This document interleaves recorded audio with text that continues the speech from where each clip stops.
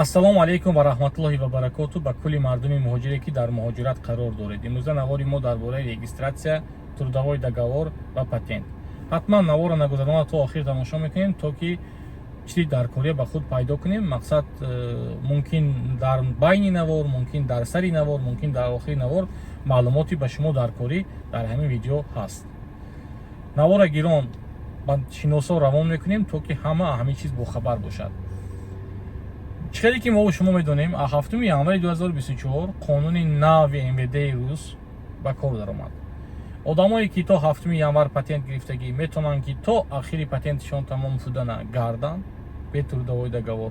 одамое ки баъди 7 январи 2024 патента ба даст гирифтагӣ бояд ки трудовой договор кунанд қатъи одами кордиҳанда.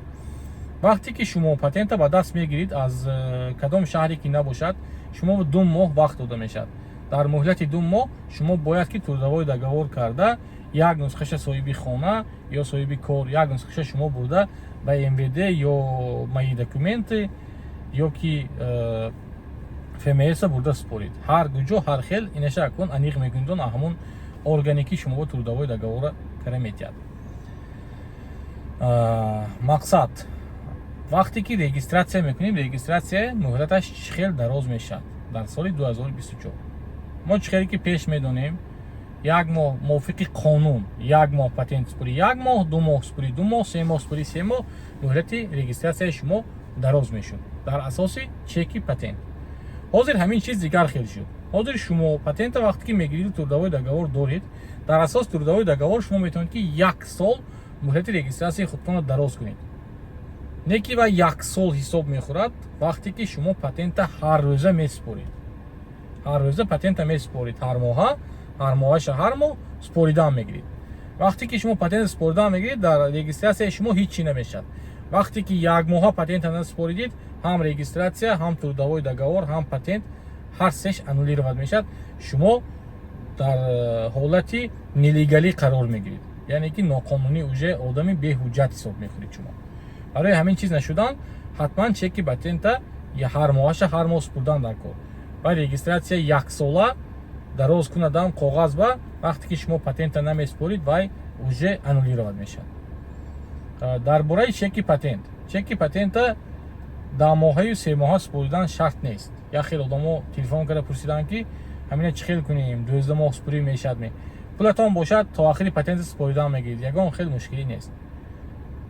шароит ба нигоҳ кара, агар шароит надошта бошед, 1 моҳа меспорид ё 2 моҳа меспориду, мақсад ки муҳлати регистратсияи худтонро дароз мекунед.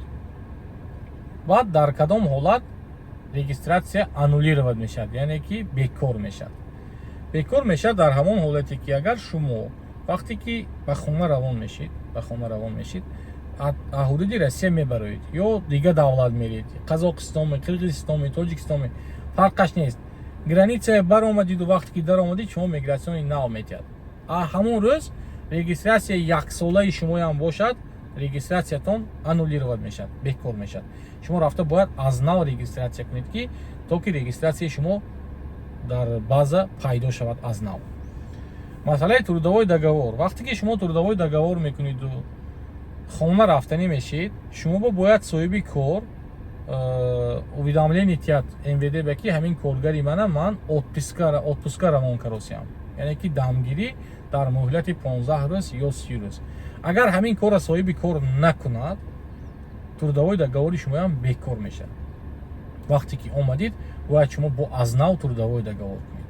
вақте ки соҳиби хона ё соҳиби кор хабардор кард МВД ки коргари ман ҳамин одам фамилии номаш кати ман равон кардам дамгирӣ, трудовой договор ҳеҷ чӣ намешавад. тоҷикистон рафта мебиёиду, регистратсияи нава ҳатман мекуниду, бо патента споридан давом дода ҳолати буду боши худатона дар ҳудуди Россия қонунӣ мегардонед.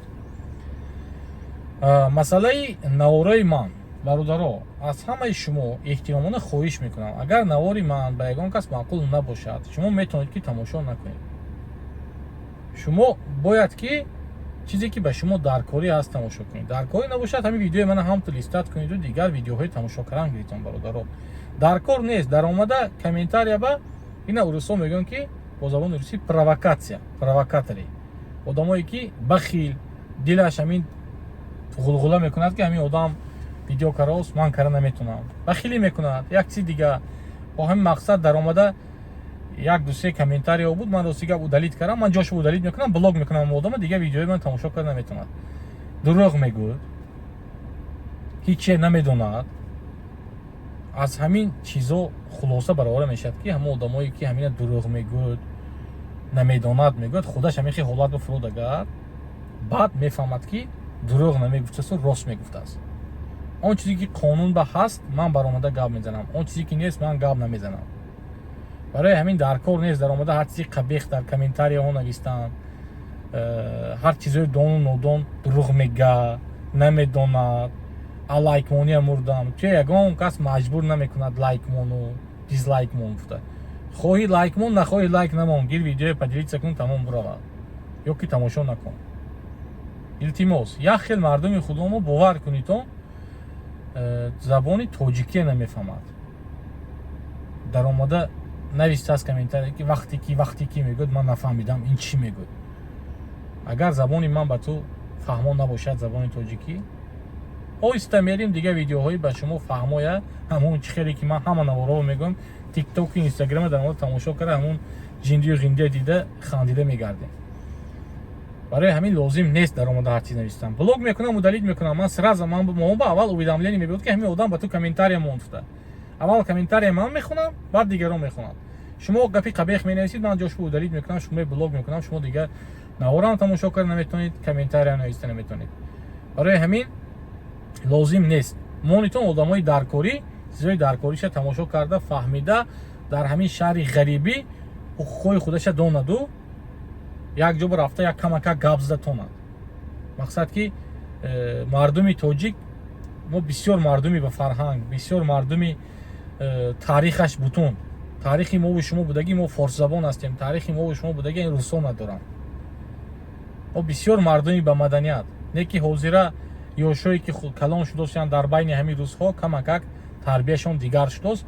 ин ба ҳамин муҳити зисти инсон вобаста. барои ҳамин бародаро ҳамотона худованд нигаҳбон бошад, худованди меҳрубон ҳар яктаи мову шумо дар ин шаҳри ғарибӣ овард саҳату саломат, бо саҳату саломат ба пеши падару модару мо баргардонад. раҳмат ки ба навори мо беаҳмият нестед. навори кардагии ман қариб тӯли 60 000 просмотр гирифт бародаро. аин пеш ман ҳаматон аз замин то осмон миннатдор. вақте ки навори ман ба одамо интересӣ мешавад, ҳамин чиз ман наворкаранба бо шурӯъ мекунам ки дигар хабарҳои ҳамин қонуния дар ҳамин канал баромада гап занам. ҳамотома барори кор.